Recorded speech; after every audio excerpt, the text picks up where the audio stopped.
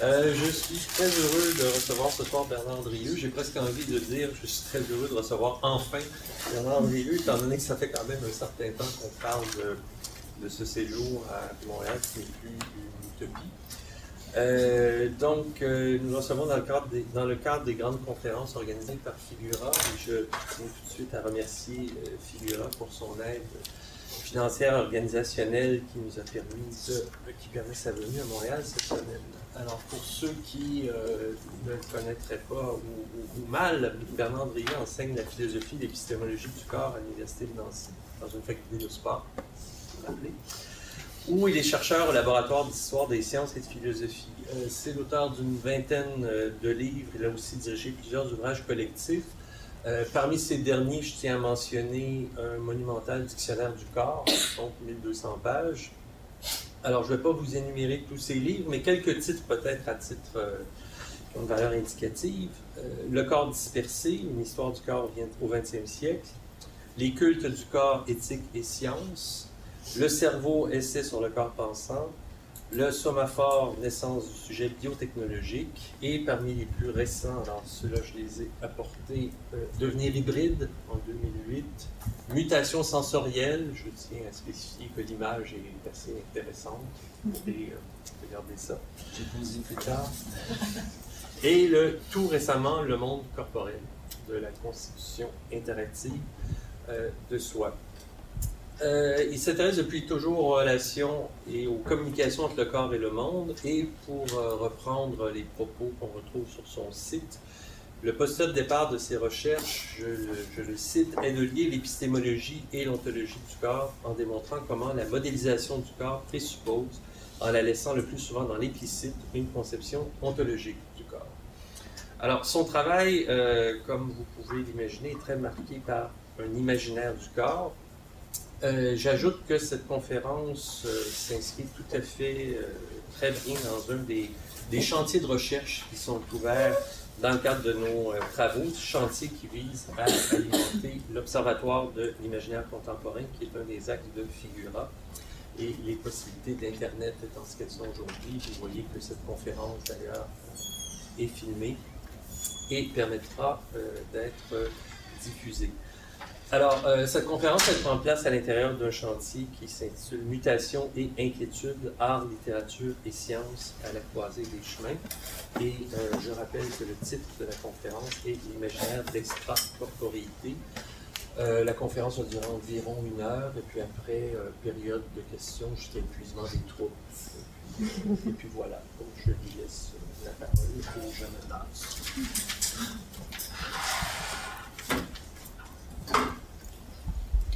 Merci à tous de cette invitation.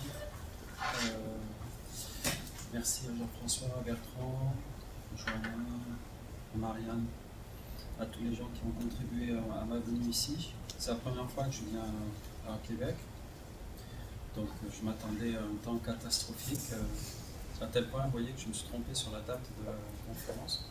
C'est le jet lag. Plus sérieusement, donc je vais présenter en fait un travail de recherche qui m'angoisse un petit peu, malgré le fait effectivement que j'ai pu déjà publier beaucoup de choses. Mon problème est d'essayer de comprendre ce qui est en train de se passer dans les sciences et dans les techniques autour de la question de l'extracorporéité. Je dois dire que je ne comprends pas tout à fait ce qui se passe, ou alors je crois commencer à comprendre ce qui se passe, et si c'est bien ce que je crois comprendre, je crois qu'on a des soucis à se faire pour des catégories comme l'image du corps, le schéma corporel, le corps lui-même, parce qu'on va voir qu'on est sur des dispositifs qui aujourd'hui sont en train de bouleverser l'idée qu'il y aurait un schéma corporel définitif, une image du corps définitive, etc. Et on est vraiment dans des expériences intéressantes. Donc je vais vous présenter ces expériences-là, j'espère que ça ne sera pas trop positiviste. Il paraît que je suis beaucoup trop confiant dans la technique et dans la science, mais je sais qu'à ma droite, nous avons une vigilance critique avec des gens qui ont développé toute une réflexion sur la fin, le labyrinthe, etc. Donc, ils sauront ramener à juste proportion ce qu'il faut faire. Alors, en fait, Ça c'est un tableau de Louis Beck, donc je ne vais pas commenter, mais quand on le regarde attentivement, on voit qu'on est en pleine mutation du point de vue des sciences. On est en train de changer de paradigme. Alors, il y a des traductions artistiques à travers, bien sûr, le bio-art, l'art écologique, l'art culture, le nano-art, etc.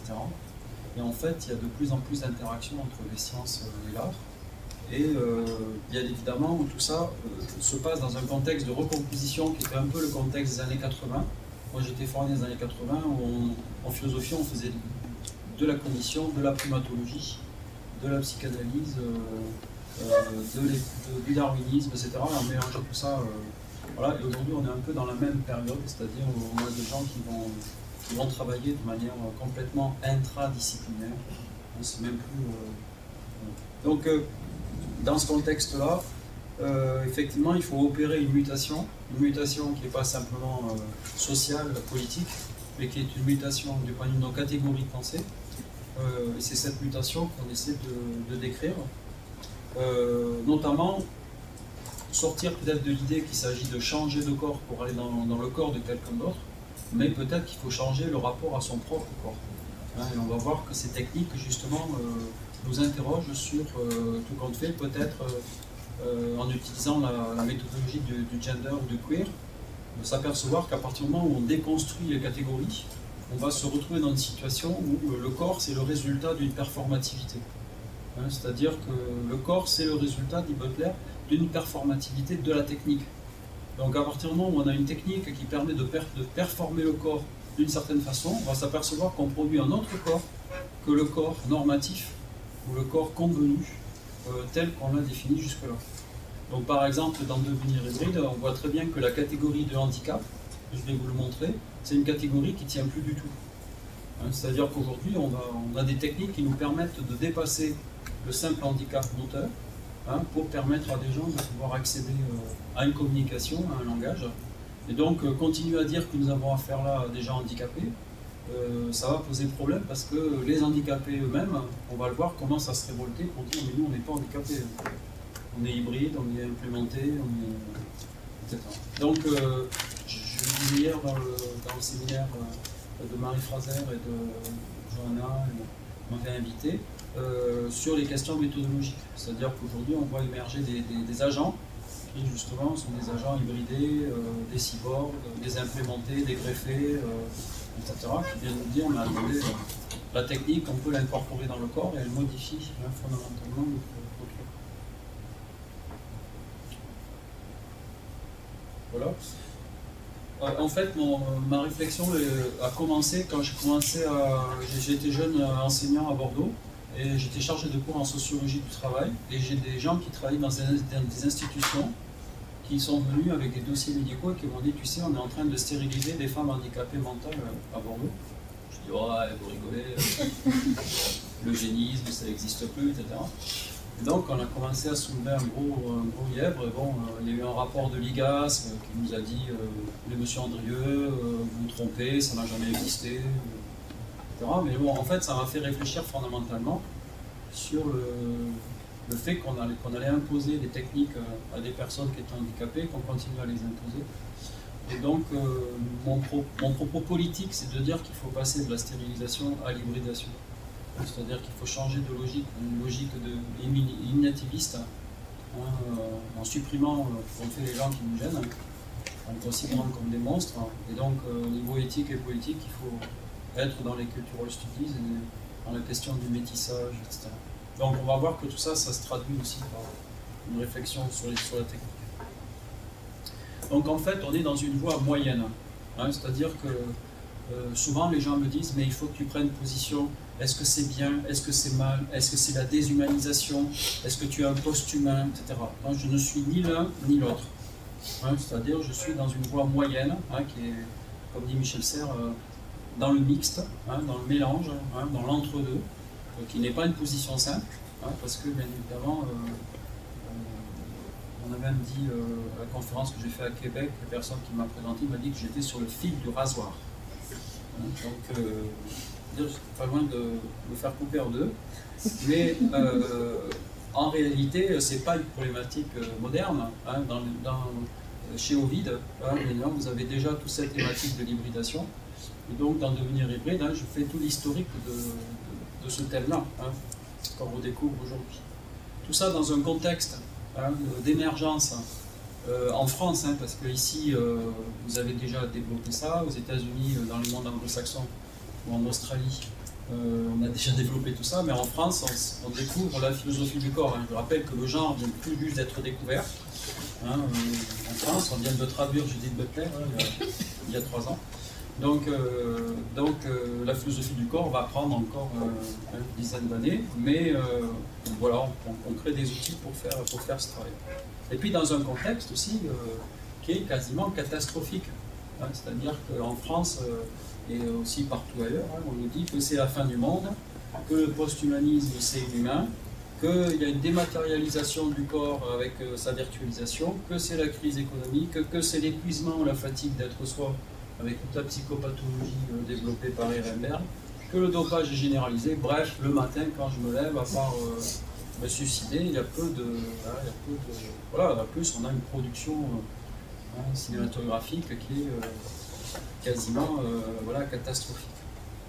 Je dois dire que le premier film que j'ai vu au cinéma, hein, c'est Soleil Vert.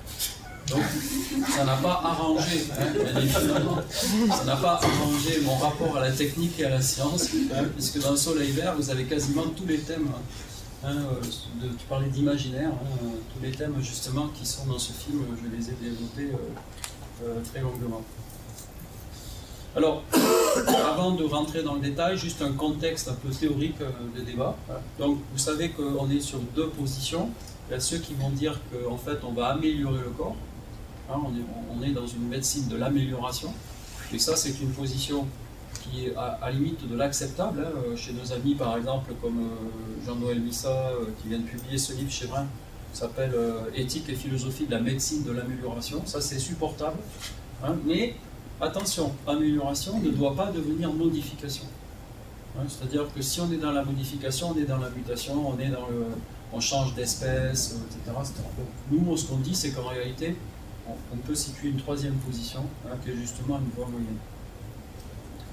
Et puis, bien évidemment, une 2e thématique, la poursuite du bonheur jusqu'où, hein, c'est-à-dire que la question du bien-être jusqu'où, hein, tout compte fait, est-ce qu'il y aurait des limites éthiques, hein, sociales aux biotechnologies avec le thème de la perfection.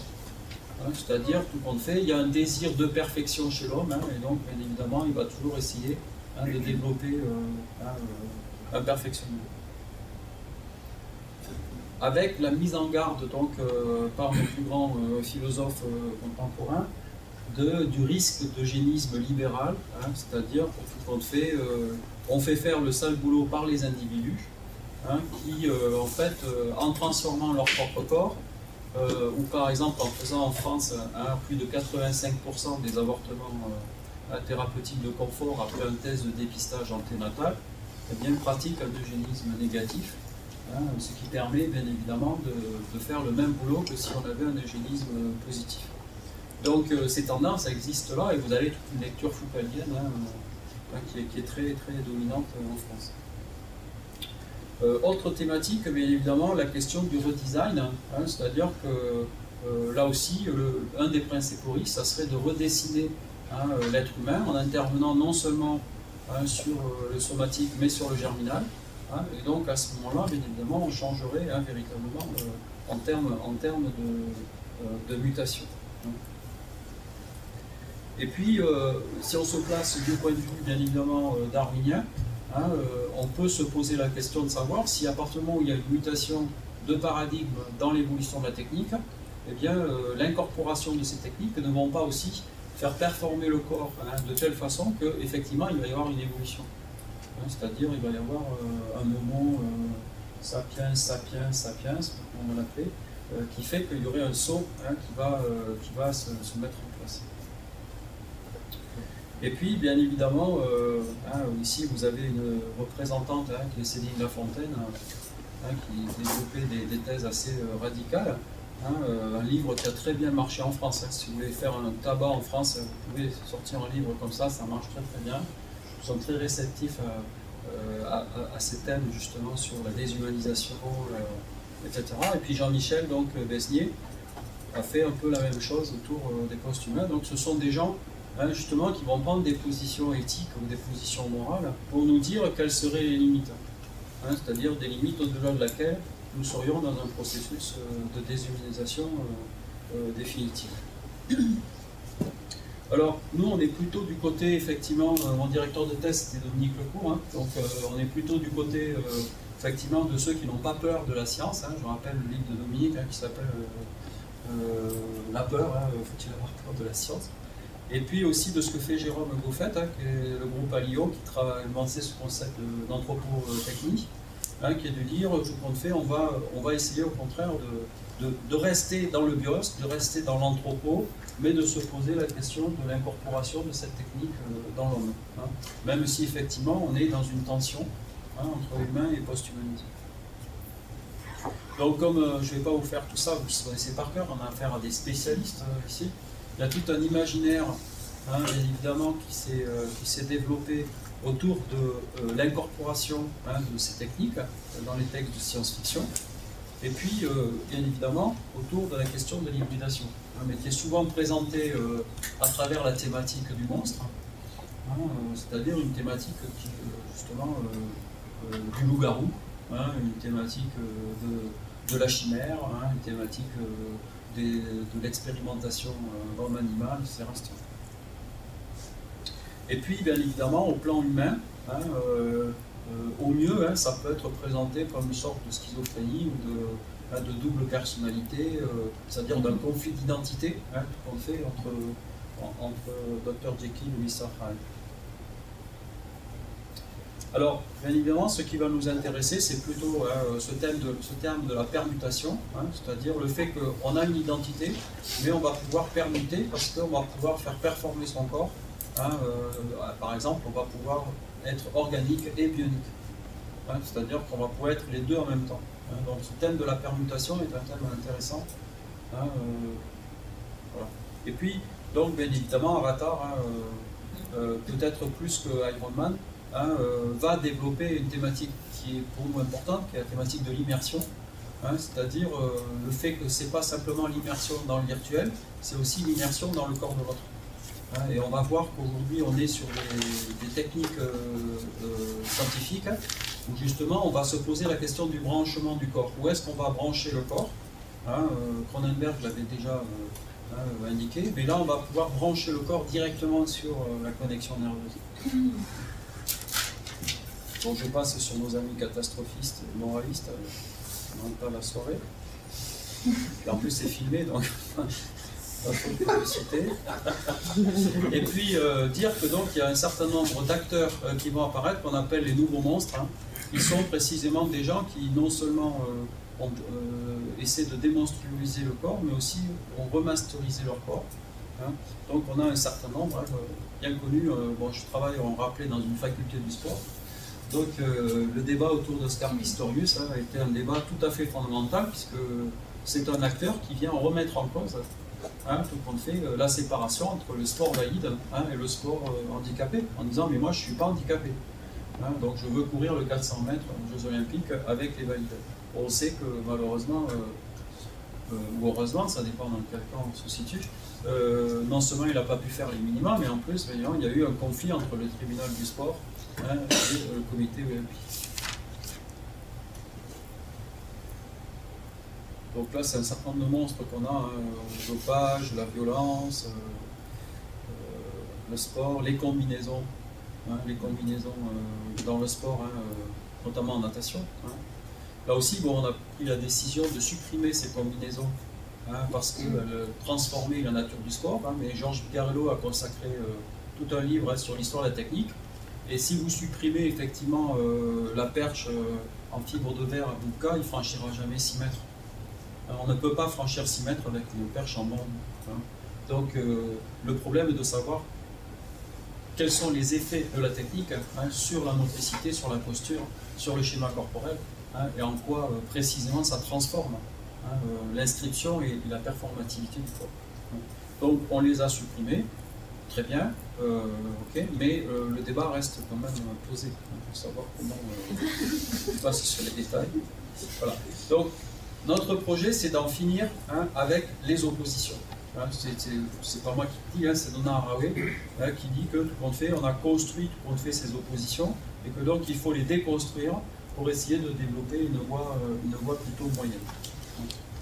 Donc une troisième voie qui va s'intéresser aux hybrides, qui s'intéresse au queer gender, aux bioniques, aux nanorobots, aux hermaphrodites, à l'intersexe, etc. C'est-à-dire toute une catégorie en fait de populations qui sont des populations mélangées, mixtes, et qui sont, à notre avis, au niveau ontologique, une nouvelle catégorie humaine, de gens qui vont réclamer dans quelques années un statut véritablement social.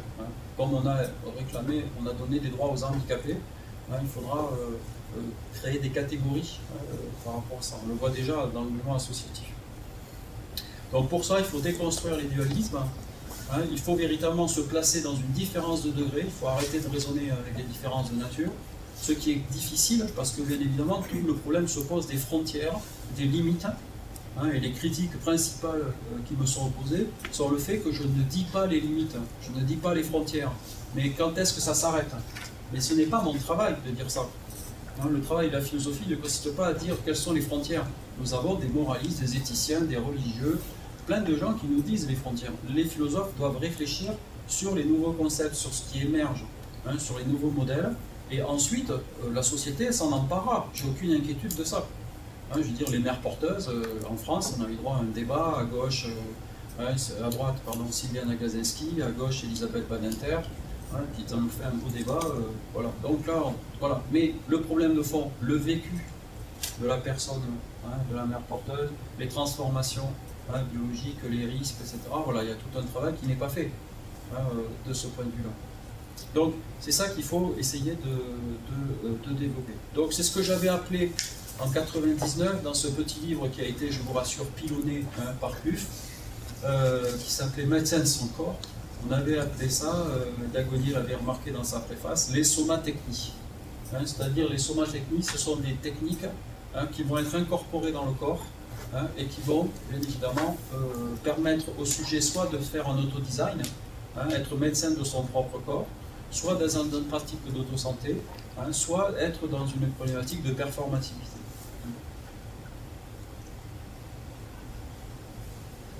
Bon, je passe sur tout ça. Voilà. Alors, qu'est-ce que c'est que devenir hybride? Devenir hybride, ça veut dire qu'on n'est pas complètement une machine, on n'est pas complètement biologique. C'est-à-dire que dans mon parcours, ça vient du fait que j'ai fait ma thèse contre l'illuminativisme neurophilosophique, c'est-à-dire des gens qui voulaient tout réduire à la nature du neurone ou du gène, et en même temps, je m'oppose à ceux qui disent que tout est culturel. C'est-à-dire qu'en réalité, tout n'est pas culturel. C'est-à-dire que la culture, elle s'incorpore dans du bios, et elle va, grâce à la plasticité, grâce à la résilience, grâce à la recalibration, grâce à un certain nombre de dispositifs, à la myélinisation, etc., elle va provoquer effectivement une certaine spécialisation. Donc, on ne peut pas dire que tout est culturel, on ne peut pas dire que tout est naturel, mais on est vraiment dans une interaction. Dans une interaction, d'où la question du monde corporel. C'est une interaction dynamique, problématique, non définitive, qui peut se reconfigurer sans cesse. On ne s'en aperçoit pas parce que, évidemment, la conscience nous assure une certaine stabilité de la perception. Mais notre corps est toujours dans une dynamique de... c'est ce qu'on appelle le vivant, je crois. Donc, en réalité, nous sommes une sorte de mélange, nous sommes une sorte de mélange techno-biologique. Où la définition que j'avais donnée du corps dans le dictionnaire du corps, c'était le corps est bioculturel. Le corps est bioculturel. Il n'est pas totalement biologique, il n'est pas totalement culturel. Et bien, on va voir avec la bionique qu'on peut incorporer un morceau d'un corps d'un autre, soit avec des greffes biologiques, soit dans la gestation pour autrui, soit à travers des prothèses, des implants. Donc ça peut être biologique ou technologique. Et on peut aussi incorporer un dispositif technique. Marcel Mauss l'avait déjà, bien évidemment, bien décrit. Voilà. Et donc, quand vous voyez que Nicole Ledouarin, qui a été présidente de l'Académie des sciences en France, vous voyez, c'est quand même pas n'importe quoi en France, une des premières femmes présentes en Académie des sciences, elle fait un livre qui s'appelle « Les cellules souches porteuses d'immortalité ». Je ne sais pas si vous voyez. La plus grande scientifique, peut-être le prochain prix Nobel de biologie sur ses travaux sur la chimère, nous dire que les cellules souches sont porteuses d'immortalité, ça veut dire que là on a un imaginaire, d'immortalité qui est derrière les cellules souches. En fait, qu'est-ce qu'elle veut dire? Elle veut dire que la technique fait performer le corps, c'est-à-dire que ce qu'on a découvert avec les cellules souches, c'est qu'en réalité notre corps n'est pas entièrement actualisé. Nous ne sommes qu'une version actualisée à un moment donné par l'interaction bioculturelle et technique. C'est-à-dire que nous pourrions avoir un corps qui serait différent à partir du moment où nous pourrions faire des connexions. Et les cellules souches prouvent cela. C'est-à-dire qu'en réalité, nous avons des potentialités inexploitées dans le corps qui ne sont pas exploitées parce que le contexte ne demande pas de les exploiter, mais si on met des cellules souches et qu'on les place à un endroit bien précis, eh bien, elles vont faire que le corps va se reconfigurer en fonction de ce nouveau contexte. C'est plus complexe que ça, bien sûr, mais philosophiquement, c'est ça qui nous intéresse. Donc, il ne s'agit pas d'une amélioration, il s'agit d'une potentialisation, d'une actualisation d'un potentiel. C'est-à-dire que le corps, mon corps, comme dit Houellebecq, quand il dit « je suis le clone 251 », si je prends le concept, ça veut dire quoi? C'est-à-dire que là, le corps que vous avez devant vous, c'est le corps 52. Et demain, je peux avoir un corps 54, le corps 256, etc. C'est-à-dire que mon corps ne cesse de se réactualiser, de se remodifier, et en plus, la technique va pouvoir le faire performer d'une certaine façon. Simplement, on l'oublie, parce qu'on a perdu la connaissance de qu'est-ce que c'est que le mécanisme du vivant. D'où la question que pose Butler, est-ce que c'est tout compte fait le sujet qui va décider de la matérialité de son corps, ou est-ce que c'est la matérialité qui va décider de la capacité à être sujet? Et là, il y a de profondes inégalités génétiques, il y a de profondes inégalités économiques, il y a de profondes inégalités dans l'accès, précisément, à ces techniques-là. Et donc, bien évidemment, dire tout est dans la matérialité, c'est génétique, c'est inné, on voit bien le type de dérive et de discours dans lequel on peut donner, mais dire aussi que ça serait le sujet lui-même qui pourrait décider de tout, ça serait un peu un aveuglement occidental. Je veux dire, on sait très bien que ça ne se passe pas tout à fait comme ça pour tout le monde. Alors Butler dit quelque chose d'intéressant dans un bouquin qui est paru, un collectif avec Monique David Ménard. Elle dit « Le corps, en ce sens, prend bien forme, il reste quelque chose d'extérieur à la forme même. » Il reste quelque chose d'extérieur à la forme même. C'est-à-dire que dans le processus de formation, il ne faut pas confondre le corps avec la forme qu'il prend. C'est-à-dire que la forme qu'a votre corps, ce n'est jamais qu'une forme parmi d'autres. On pourrait avoir d'autres formes. On voit ça dans l'anorexie, l'obésité, etc. C'est-à-dire qu'on peut faire varier cette forme, même si, effectivement, il y a des facteurs génétiques. Et donc, dans une certaine mesure, le corps n'est pas entièrement dans ces techniques. Il y a une persistance constante du corps qui ne nous est accessible que partiellement. Nous ne sommes jamais totalement nous-mêmes. Voilà. Il n'y a pas d'épuisement du vivant, parce que le vivant, il pourrait nous reconfigurer différemment. On le voit dans la maladie. Quelque chose que ce soit, et certainement pas exclusivement comme l'un des effets de cette construction. Donc c'est ce que je vais essayer de montrer à travers quelques exemples. Je tiens l'horaire. Je passe sur le stade. Alors il y a une critique idéologique qui est menée en France par le groupe Tikkun. Donc j'en parle parce que la dernière fois je n'ai pas parlé, je me suis fait assassiner parce que je n'ai pas parlé. Donc ça existe, nous avons des gens qui critiquent ce que je viens de dire en disant ce n'est jamais que la poursuite de la production par soi-même par l'idéologie libérale.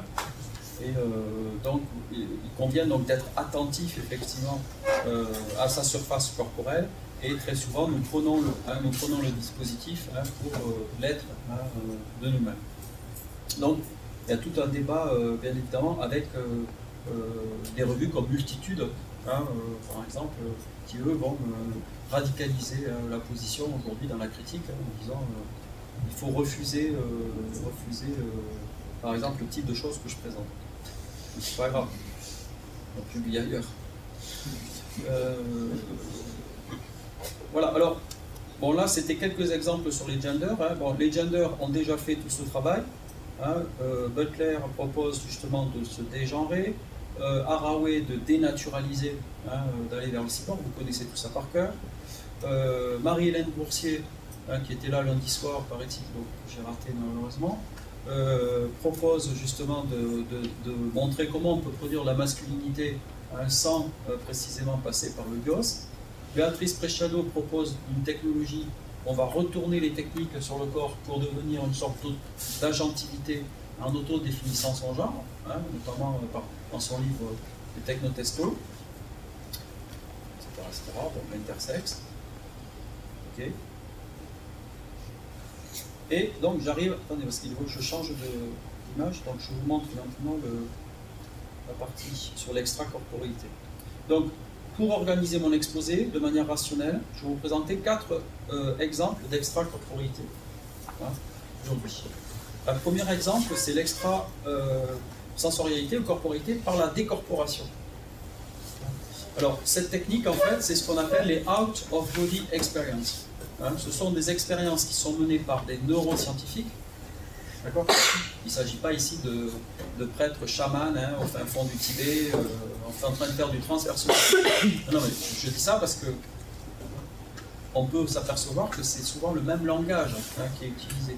C'est-à-dire quand on compare les choses dans les textes, on voit qu'ils utilisent le même langage. Donc qu'est-ce que c'est? L'idée, c'est d'utiliser les illusions corporelles, qui est un thème classique en philosophie, en psychologie, qui sont produites par la conscience, afin d'informer, par exemple, le cerveau directement, sans passer par le biais de la conscience. Donc, l'exemple le plus fameux, c'est l'exemple de Ramachandran et du membre fantôme, puisque ce que montre Ramachandran dans son travail, vous voyez ici un exemple en particulier, c'est qu'une personne qui est amputée du bras, par exemple, en l'occurrence ici, je ne sais plus de quel bras elle est amputée, c'est bon, le bras gauche, oui, ça doit être le bras, peu importe, le bras droit, le bras gauche, je ne sais plus, eh bien, elle souffre d'une douleur fantôme qui est produite par son cerveau. Pourquoi? Parce que le cerveau a conservé l'image, un schéma corporel, d'accord, entier. Or, l'information qui est fournie, c'est qu'il n'y a plus de bras. Donc il y a une contradiction entre le vécu perceptif du corps et puis le schéma corporel. Et donc l'idée géniale de Ramachandran, c'est de tromper le cerveau. Ce qui est quand même assez intéressant comme idée, parce que je vous rappelle que le cerveau, c'est ce qui se passe en dessous de 450 millisecondes. Donc nous ne savons pas exactement, nous avons un vécu de conscience qui commence à 450 millisecondes. C'est-à-dire qu'il y a plein de choses qui sont traitées par notre cerveau que nous ne voyons pas et que nous ne pouvons pas auto-réfléchir. Il n'y a pas d'auto-réflexivité. Donc à partir de ce moment-là, on va mettre un dispositif qui fait qu'on va pouvoir tromper précisément le cerveau. Ici on le voit mieux dans la diapo du bas. Donc on voit que la personne est amputée du bras gauche, d'accord, et elle va montrer via le cortex visuel à son cerveau qu'en fait il y a deux bras. Et donc, c'est pas à 100%, mais ça fait disparaître cette douleur. Autre expérience intéressante, c'est ce qu'on appelle le neurofeedback. Ici, vous connaissez ça déjà, nous avons des patients épileptiques qui sont faits à Lyon, donc chez Jean-Philippe Lachaud, qui sont des gens à qui on va montrer ce qu'on appelle la Brain TV. On va les brancher directement sur leur cerveau. Et ils vont voir les ondes de leur cerveau, et y compris au moment des crises épileptiques, etc. Eh bien, on s'aperçoit que le fait que le cerveau, excusez-moi, je vais essayer de le dire correctement, le cerveau, à travers l'expérience de la conscience du sujet, se voit lui-même en activité. Déjà, ça voudrait dire que le cerveau serait un sujet conscient, donc vous comprenez le problème dans le langage. Eh bien, ça produit un effet de régulation. C'est-à-dire, qu'est-ce que cette régulation, elle vient de la conscience que le sujet prend de son cerveau? Est-ce qu'elle vient du cerveau qui voit directement l'information sur l'image qui lui est proposée? C'est ce qui est en train d'être évalué. C'est-à-dire ce qu'on appelle la question de l'interface cerveau-machine.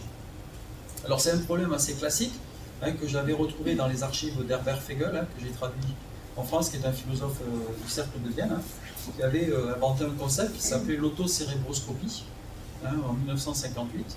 qui était une sorte de dessin. J'ai retrouvé un dessin qui avait été fait par une de ses étudiantes, Judith Economos, qui avait fait un dessin de cette autocéréboscopie. C'était Fegel représenté sur une chaise avec un cerveau ouvert, avec un miroir, et donc on voyait les neurones qui étaient projetés sur le miroir, et donc le sujet pouvait auto-réfléchir son cerveau. C'était une sorte de fiction à l'époque, en 58. 50 ans plus tard, c'est plus une fiction. C'est-à-dire 50 ans plus tard, on fait précisément de la neurophénoménologie, je vais vous le montrer tout à l'heure. Autre dernière découverte du 3 février 2010, qui sont ces fameux patients qui sont dans le coma, d'accord, et où on s'est aperçu que ces patients dans le coma, eh bien, ils avaient, on pouvait les interroger directement sur un certain nombre de thèmes, d'accord, et malgré le fait que leur corps ne peut pas communiquer, eh bien, on peut accéder directement à une visualisation des parties de leur cerveau qui sont activées lorsque on fait, ce sont certains patients, donc qui entendent, qui réagissent, etc. C'est pas tout le monde. Mais bien évidemment, c'est quelque chose de très important parce que ça veut dire que là, on peut distinguer le vécu cérébral du vécu conscient, et que donc, bien évidemment, la question du corps se redouble. On est dans une extra-corporéité à l'intérieur de son corps. C'est-à-dire que, vous voyez, c'est pas un post-humanisme. On est en une extra-corporéité à l'intérieur du corps. Bon, ça, je l'ai montré. Et puis, donc, on a aussi des prothèses neuromotrices, qui sont ces prothèses qu'on met maintenant sur les personnes handicapées, notamment fortement handicapées. Ici, avec une petite antenne, vous ne voyez pas sur le dessin, c'est publié dans Nature. Donc, ils sont des prothèses qui permettent de récolter donc l'activité cérébrale de l'individu, de pouvoir la localiser, la projeter sur un écran, pour pouvoir reconnaître en fait, quel type d'activité est mis en œuvre.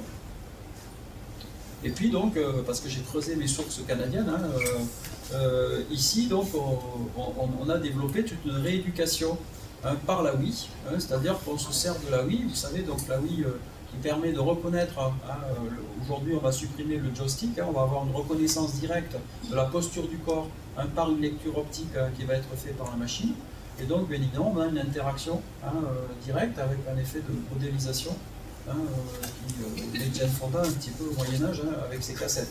Je veux dire là on est sur quelque chose de beaucoup plus dynamique. On appelle tout ça la cyberpsychologie, c'est-à-dire qu'aujourd'hui on est capable de soigner par exemple le stress, l'inquiétude, l'angoisse, uniquement en plongeant les gens dans des univers virtuels. C'est-à-dire qu'il y a une résilience. C'est-à-dire que ce n'est pas simplement un jeu vidéo qui serait une fuite, d'accord, ou, comme le disent certains spécialistes, une improbable immersion.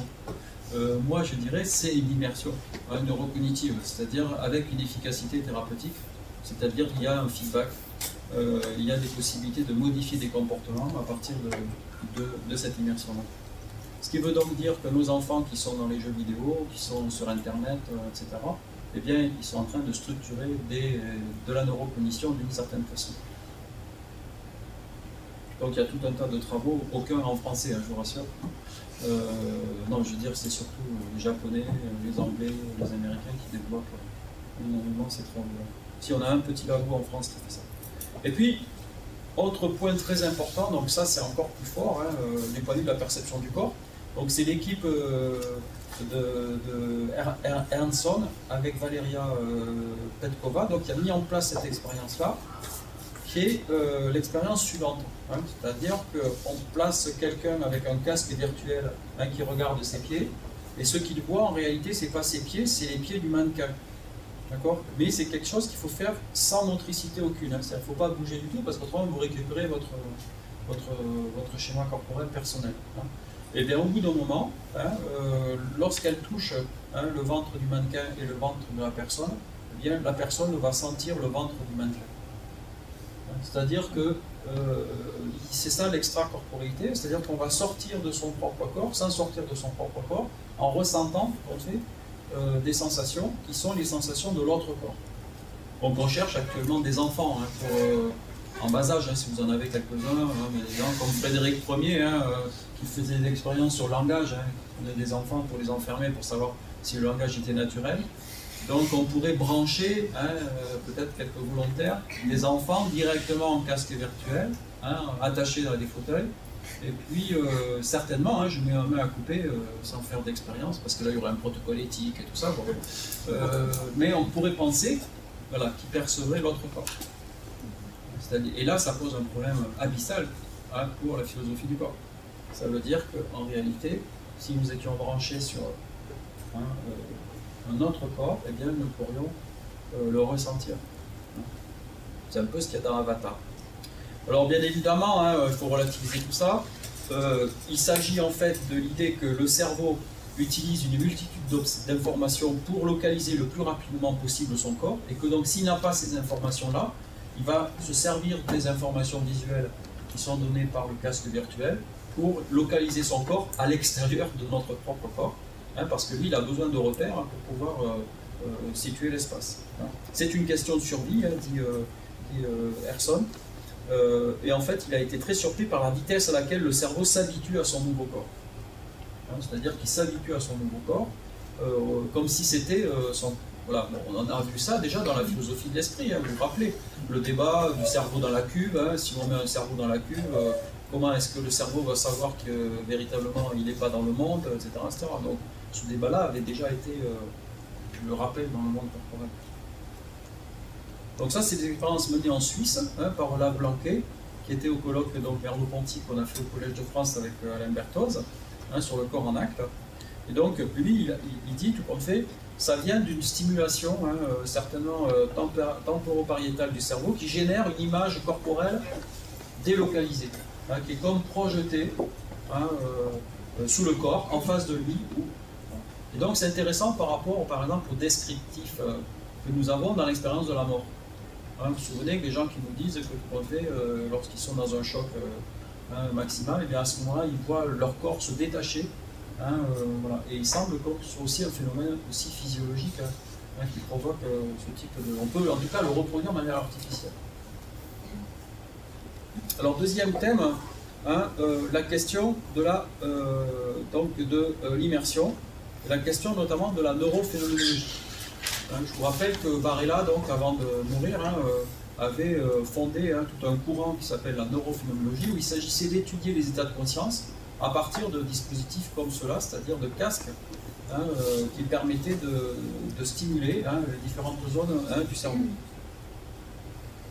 Alors, bien évidemment, Varrick va développer jusqu'au bout cette idée-là, puisque dans son livre iCyborg, il va, donc je passe sur Stella, qui a développé l'amplification sensorielle, il va créer des interfaces directes. C'est-à-dire que par exemple, il va se brancher directement avec sa femme, c'est-à-dire peut-être une nouvelle définition de l'amour, c'est-à-dire qu'il va, se brancher directement avec sa femme pour pouvoir communiquer des impulsions biologiques, des informations nerveuses, des courants électriques, de bras à bras. Bon, il l'a fait par Internet, entre Londres et New York, il l'a fait en présentiel, etc. Bon. Et donc, l'idée, c'est qu'il a appelé ça la techlépathie, c'est-à-dire l'idée, c'est de renouveler la communication corporelle, qui n'est plus là fondée sur le langage corporel, mais sur la traduction, peut-être en langage naturel, en tout cas, dans un langage d'abord biologique et informatique. Alors, c'est un peu imaginaire, parce que derrière, on voit que bien évidemment, il y a tout un imaginaire fusionnel, biologique. Ensuite, donc, il y a les mutations par hybridation. Donc, ce qu'on entend par hybride aujourd'hui, ce sont des domaines très différents. Ça peut être le domaine de la performance, le domaine de la motricité, le domaine de l'apprentissage, le modèle de la santé. On peut bien évidemment retrouver ça aussi aujourd'hui dans d'autres domaines. Simplement, quelques exemples. L'exemple de la greffe du visage d'Isabelle Guinoir. Vous savez qu'Isabelle Guinoir a perdu quasiment le 3/4 de son visage, donc c'est la première greffée du visage. Et ce qui est intéressant, dans un magazine aussi important que Marie-Claire, qui est un magazine scientifique important en français, qui est le seul magazine qui a consacré une interview de plus de 10 pages avec Isabelle Guinoir, c'est qu'elle raconte un peu son vécu corporel de la greffe. Et elle dit quelque chose de très intéressant, hein, qui va toucher peut-être nos amis qui travaillent sur l'imaginaire. Nous sommes deux à ne faire qu'une. Hein, je ne renonce pas à moi, je ne l'efface pas non plus. Hein, c'est-à-dire qu'il y a tout le problème de se réenvisager, d'être le double dans l'un, etc. Et donc d'être dans une situation d'hybridation qui est une situation mixte, hein, dans laquelle elle ne sait plus très bien. Hein, il y a plein de choses, par exemple, sur ses vieilles photos, sur le fait qu'elle ne veut pas aller renouveler son passeport parce qu'en fait, elle va changer. Elle va avoir un nouveau visage qui sera plus son visage de référence, comme dit David. Donc, voilà. Alors, une collègue qui s'appelle Valérie Morignac, que j'ai découvert récemment, parce que vous voyez, en France, on ne se connaît pas forcément les uns les autres, a développé un concept qui est assez intéressant, qui est le concept d'éco-cinéma, c'est-à-dire qu'elle considère qu'on devrait utiliser le paradigme écologique et interactif pour essayer de montrer justement que Avatar, c'est que le début. Hein, c'est-à-dire qu'on va rentrer dans des dispositifs dans lesquels il y aura véritablement une interactivité sensorielle entre l'écran et le spectateur.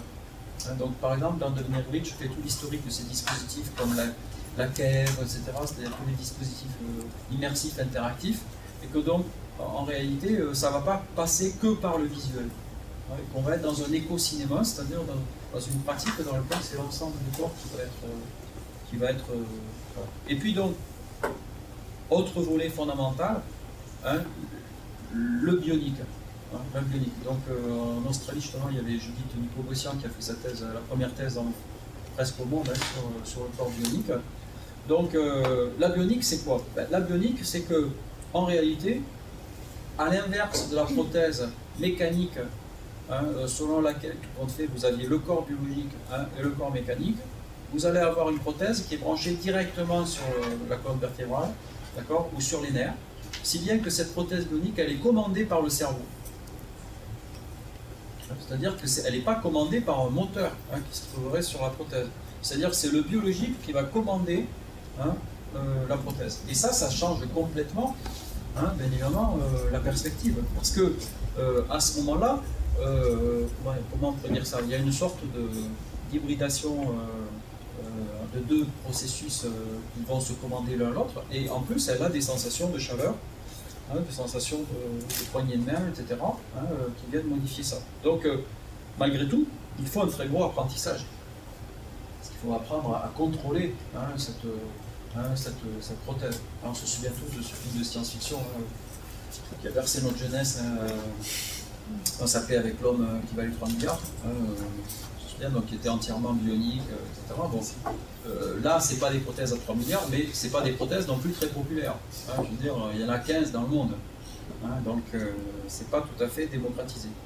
Et puis sur Internet, vous pouvez regarder un personnage qui s'appelle Jess Sullivan, hein, qui est un double prothésé bionique, hein, où il y a plein de films donc, issus du laboratoire américain, le RIC, hein, qui est un laboratoire de réhabilitation, hein, avec des implantations informatiques. Et donc, lui, il fait des choses tout à fait extraordinaires. Donc, bien évidemment, petit chapitre pour nos amis focaliens, que je salue. Nous sommes bien dans un corps mixte, dans un corps semi-autonome, dans un corps qui est très dépendant, bien évidemment, de la technique, qui est aussi un corps très télésurveillé. Hein, c'est-à-dire qu'il y a un corps qui va rentrer dans un biopouvoir, hein, encore plus individualisé, puisque là, bien évidemment, à partir du moment où vous avez des puces, des implants, des bioniques sur vous, hein, vous êtes traçable, hein, à l'intérieur de vous-même. Hein, et donc la semaine prochaine, on va à Namur, hein, il y a un colloque européen sur les scanners corporels, donc, puisque la communauté européenne a financé, hein, les industriels qui vont mettre en place tout ça, et donc ils se posent maintenant des petites problématiques sur faut-il le faire, pas le faire, etc. Donc ils nous convoquent pour dire ce qu'on en pense. Mais enfin, c'est déjà fait. Hein, je veux dire, on en est là. Donc c'est vrai, rendons hommage à nos amis post-focaliens, c'est vrai qu'il y a ce problème-là de la télésurveillance, et que ça va l'aggraver. Il y a des inconvénients, il y a aussi des avantages. Hein, puisque les RFID, par exemple, en Suède, on les met sur les personnes âgées à domicile, hein, et on a inventé tout un service, hein, d'accompagnement aux personnes âgées, maintien à domicile, hein, qui change complètement la nature de l'hospitalisation. Donc, tout ça est à évaluer avec prudence et avec degré. Et puis, bien évidemment, on a une modification avec le Parkinson, par exemple, hein, où on va implémenter des stimulations de neurotransmetteurs qui vont permettre à la personne d'être dans une autonomie un peu plus grande. Oscar Pistorius en a parlé.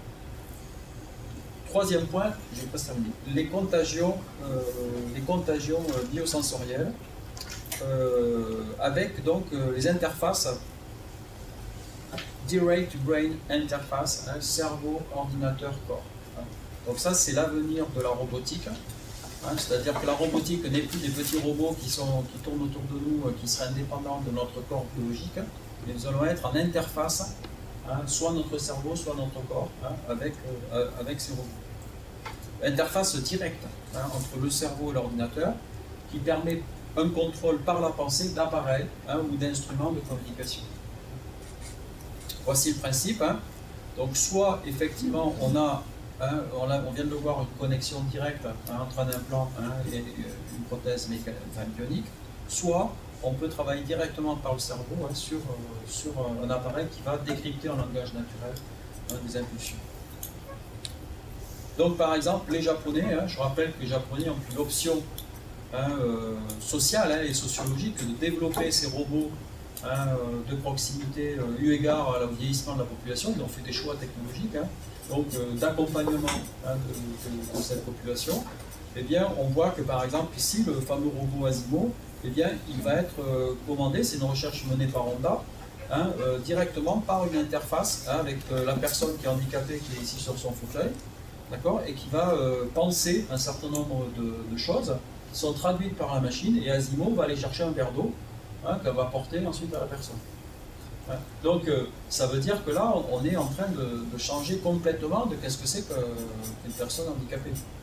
C'est-à-dire que la personne handicapée, c'est plus quelqu'un qui ne peut plus faire une action, c'est quelqu'un qui va rentrer dans des dispositifs certes complexes, parce qu'avant qu'on ait tout ça dans les appartements, je veux dire, c'est pas demain la veille, mais du point de vue du concept, c'est quand même ça qui va émerger. C'est-à-dire qu'après, on va vous connaissez les Japonais, on fait très très gros, et après on va se retrouver avec des tout petits trucs interactifs. Donc, et puis on a des jeux développés par Neuroscan, qui sont des jeux avec des biosenseurs, des signaux qu'on peut directement mettre directement sur le casque, qui fait qu'on va pouvoir interagir directement avec l'ordinateur, avec l'image, voir. Excusez-moi. Ah oui, j'ai perdu. C'est une catastrophe. Il faut changer de. Excusez-moi. Parce qu'en fait, je suis sur deux powers en même temps, donc je retourne maintenant à l'autre power. C'est une souche, on en a parlé. Voilà, alors, excusez-moi. Je vais revenir sur ça. Autre stratégie, l'exosquelette. Autre stratégie, l'exosquelette. C'est-à-dire le HAL, le Hybrid Assistant Limb, ce sont des exosquelettes qu'on met sur le corps et qui sont développés pour pouvoir aider les personnes à transporter des charges lourdes. Donc là, vous voyez, c'est une hybridation qui ne se fait pas directement dans le corps, mais qui va se faire en utilisant, on voit ça dans Iron Man ou dans Avatar. On a un certain nombre de programmes aussi qui ont pour but d'utiliser ces exosquelettes pour refaire marcher un certain nombre de personnes handicapées qui ne peuvent pas marcher. Ce n'est pas valable pour tout le monde, mais pour effectivement des gens qui ont la capacité de pouvoir se servir de leur masse musculaire. Donc, je passe sur tout ça, j'arrive. Bon, ça c'est tous les. Bon, après il y a toutes les parties du corps qui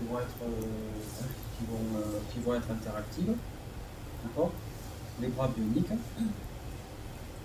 Et puis donc voilà, on arrive donc au Wireless Brain Machine, qui sont donc des techniques d'interface dans lesquelles on va récupérer l'information du cerveau, la convertir par les systèmes pour ensuite la traduire dans des opérations motrices. Donc en France, on a un programme qui regroupe plusieurs, avec France Télécom, qui regroupe déjà ça.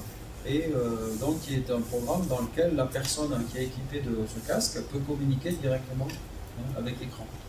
C'est-à-dire que l'avenir, c'est pas l'écran tactile.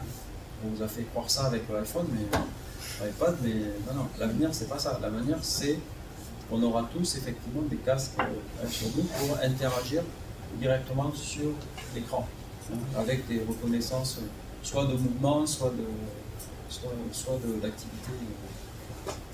Voilà, donc ça se présente comme ça. Voilà. Et puis donc après, il y a toute une batterie de jeux qu'on peut mettre en place, qui sont des jeux un peu expérimentaux. Par exemple, vous jouez à la balle avec 2 casques, et la balle se déplace sur la table. Vous faites un ping-pong en fait, mais sans raquette. Parce qu'en réalité, vous allez pouvoir utiliser l'énergie.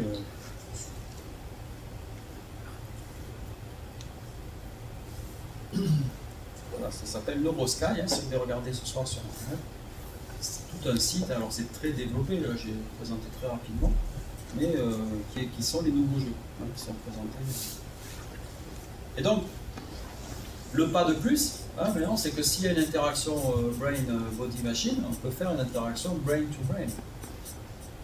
C'est-à-dire qu'on va être dans une interaction qui va faire que jusque-là, le corps ont communiqué par le langage. Ça, pour les philosophes du langage, il faut qu'ils préparent leur reconversion. On ne va plus être dans la philosophie du langage, on va être dans une autre type de philosophie qui va renouveler justement, parce que là on est sur le son, sur les vibrations, sur les ondes, sur le décryptage. Donc ça, tout ça c'est des exemples. Et puis bien évidemment on a les haptic jackets qui sont donc ces vêtements qu'on retrouve un petit peu dans le cybersex par exemple, qui sont des vêtements donc, qui procurent des sensations virtuelles au corps, en agissant directement sur nos sensations, en nous procurant un certain nombre de sensations, et qui posent le problème de savoir qu'est-ce que c'est qu'une sensation. C'est-à-dire, parce que vous savez, il y a des gens qui me disent, ouais, ça c'est une vraie sensation, parce que si tu veux, tu touches l'objet réel, là tu as un contact avec le matériel. Oui, d'accord, mais si tu éprouves la même sensation avec un capteur qui te donne une information, à ce moment-là, comment on va faire la différence entre une sensation virtuelle et une sensation réelle? C'est-à-dire, est-ce que la sensation c'est le vécu du corps, ou est-ce que c'est la matière sensible? Eh bien, on voit que dans le monde du sport, nous avons les mêmes débats. Exemple, la combinaison Speedo, 105 records du monde qui tombent en moins d'1 an. Et que donc, on va dire, là, on a un problème de dopage technologique, c'est-à-dire que le terme de dopage technologique va être introduit justement en disant ça modifie fondamentalement la posture, l'immersion, la nage dans l'eau, la pénétration dans l'eau, la flottaison, etc. Voilà. Et donc, vous voyez qu'on a une approche qui est une approche tout à fait critique par rapport à ça, mais on n'a pas une approche, on va se poser la question de, mais est-ce que si j'enlève les starting blocks, si j'enlève les pointes, etc., quelle est la limite? Est-ce que la frontière est éthique ou est-ce que la frontière est performative? Et ce n'est pas le même débat. Un débat éthique va dire qu'il y a des règles. Un débat performatif va faire qu'aujourd'hui, n'importe quel corps qui serait équipé effectivement de ce type de combinaison, il va nager différemment de celui qui ne l'aurait pas.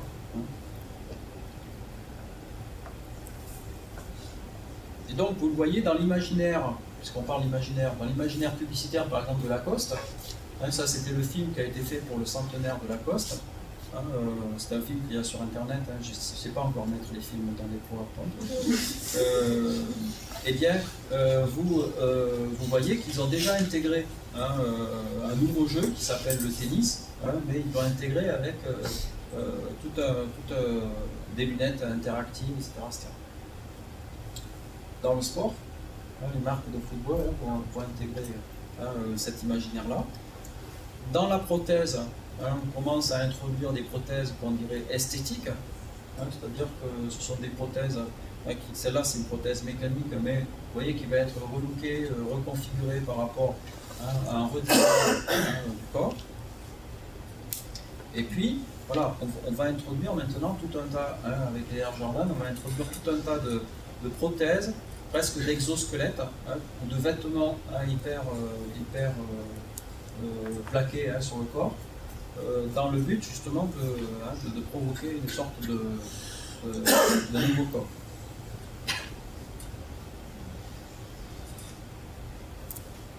Et puis donc, voilà, peut-être l'avenir de la robotique au Japon. C'est tout un programme qui est développé par Hiroshi